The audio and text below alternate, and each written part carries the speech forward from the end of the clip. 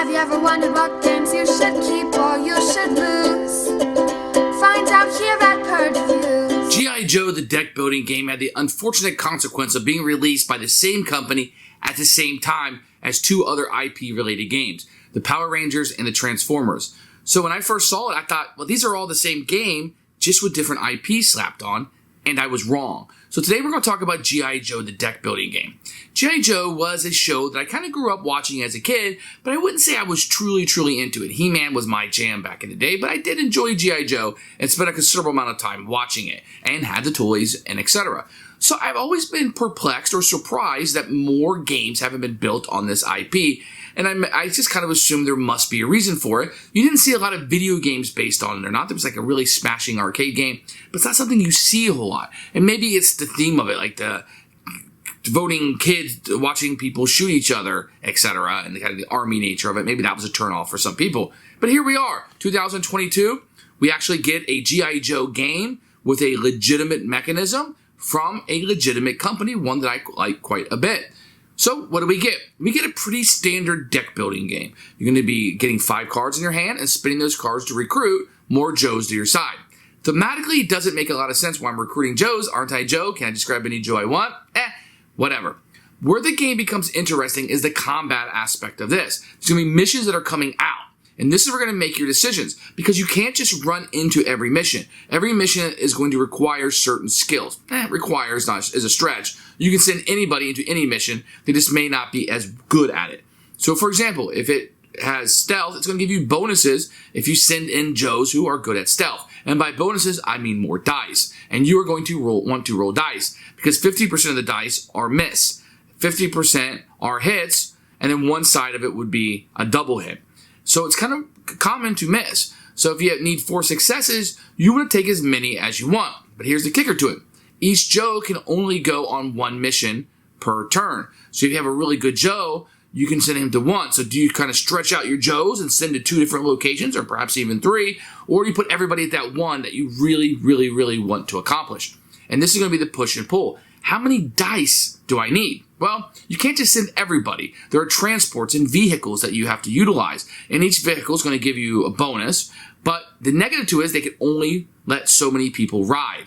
So one might be super powerful, but only 1 Joe can go. Where the standard one is 4, but gives you extra power. So it's going to be a rub and a roll. Certain missions are going to be better with certain transport. So if it's a mission in water, a transport in water is going to do better. This is all really thematic and very cool. And I like that aspect of it. Furthermore, you're not just sitting around waiting for somebody else to do combat.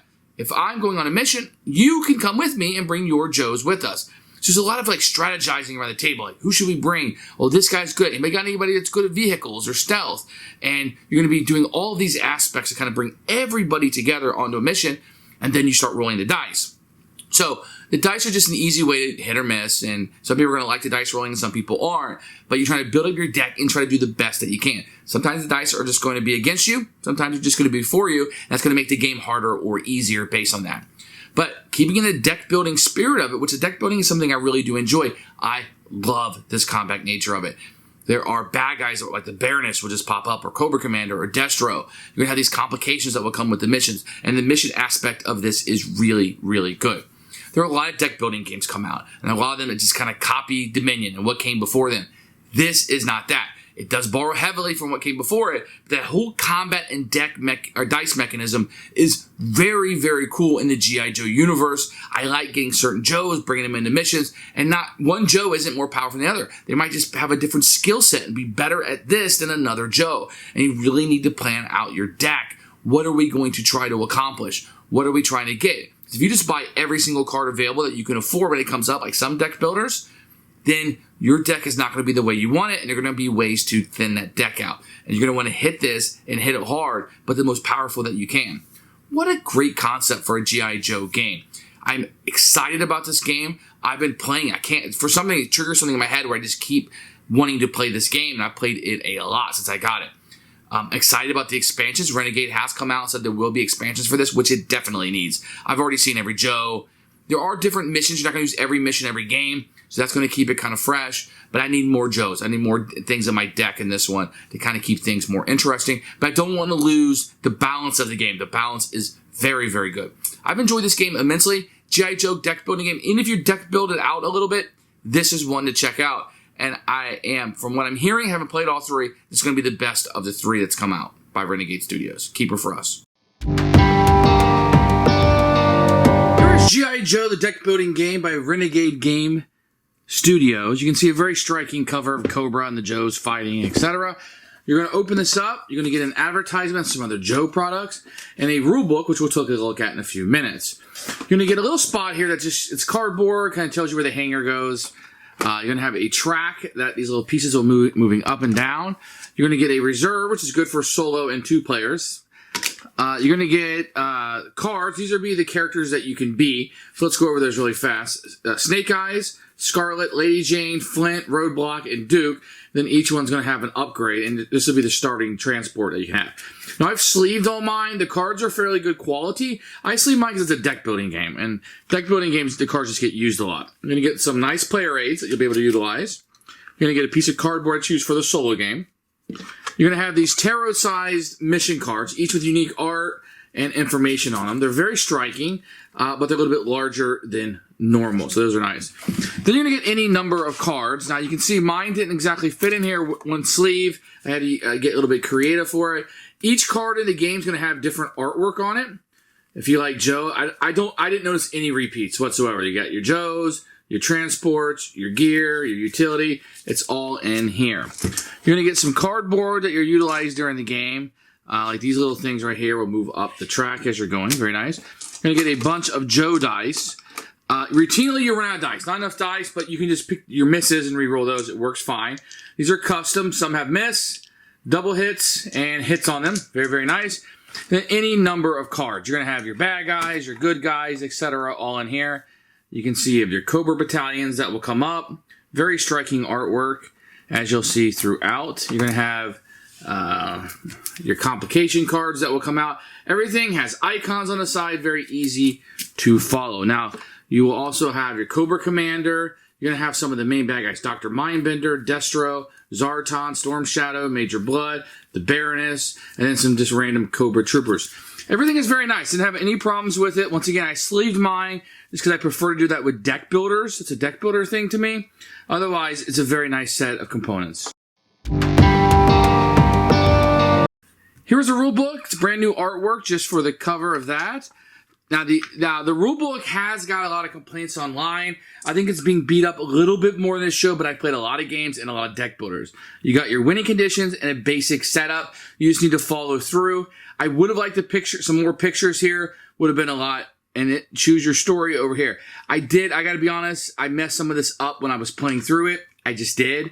I was able to fix it in subsequent plays. Here's a picture of setup, but it doesn't really tell you the card breakdown all that much. How to play. Here's where you do the turn sequence. You got to understand a turn is one player going, around is when everybody is gone. Start with the start out phase, and I'll get into more detail. Plenty of pictures, plenty of examples, breakdowns of everything that's a cost. I mean, they're really working overtime here. It's a shame they failed in some respects of this. But I'll tell you what, after going to BGG and watching some videos, here's an example of an entire mission, which is super nice. A lot of it was in here. I may have just missed it on my own. I think some of the complaints are just frustration people are having with it because it is newer stuff for a deck builder. And it's organized kind of oddly. You got a glossary back here, some card clarifications. Here's your 2-player and solo rules. You got an expert mode back here. I think it all works fine. Some achievements, even that kind of nonsense. And then an overview on the back. The rule book, maybe a 6 out of 10. Not the best, but all the rules are here. I got to give them credit for that. But it's going to make you work a little bit to get it. Each player will choose a character to be, and they will have their promoted card.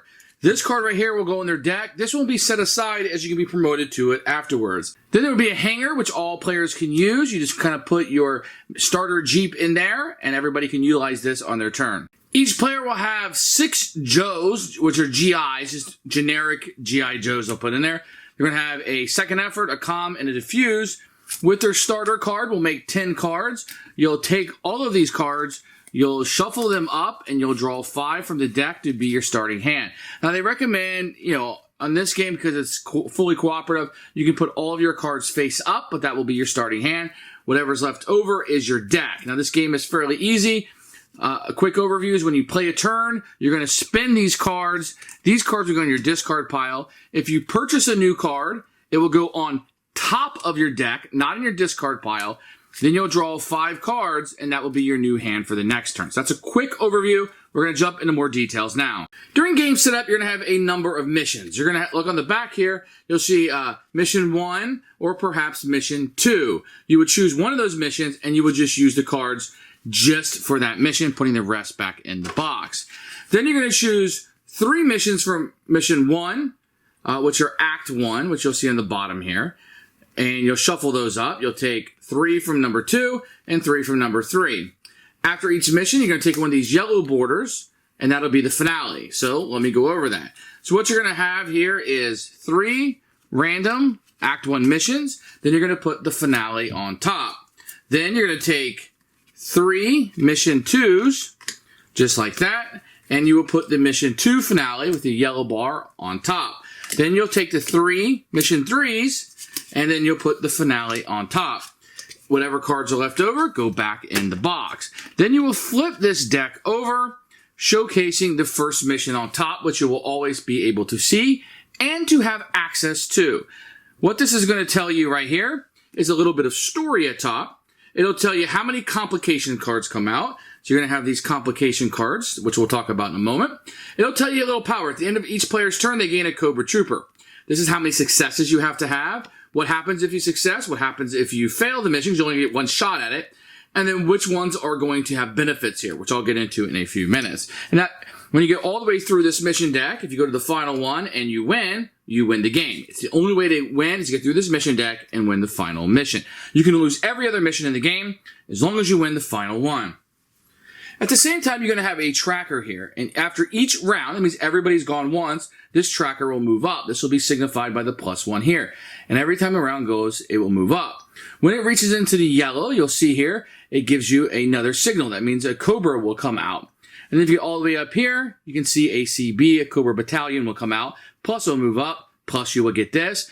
If it ever gets all the way to the top, then you have lost the game. Now, there's 2 more ways to lose the game. You're going to have a row, it's called a lineup of cards you can purchase from. And you're going to have this gigantic deck that will be utilized. If this deck ever runs out and you're unable to refill this lineup, you will lose the game. In addition, there will be factors that put Cobra Battalions out on these cards. If this row ever is full of Cobra Battalions and you have to add one more, you will also lose the game. So 3 ways to lose the game. This deck runs out, Cobra Battalions fill up the lineup, or you get to the top of the Cobra track. The only way to win the game is to go through all the missions and win the final mission. You can lose everything, but you have to win the final mission. Generally speaking, the first thing you do on a turn is you can do combat. You cannot purchase before you do combat. You must do combat first. And what you'll do is you'll choose a card from the hangar. Now, there could be multiple different vehicles here, but you can only choose one. So let's say this vehicle is here also. I could choose either the starter transport or the Tomahawk. Each one will give you a different number. This one says 4, this one says 5.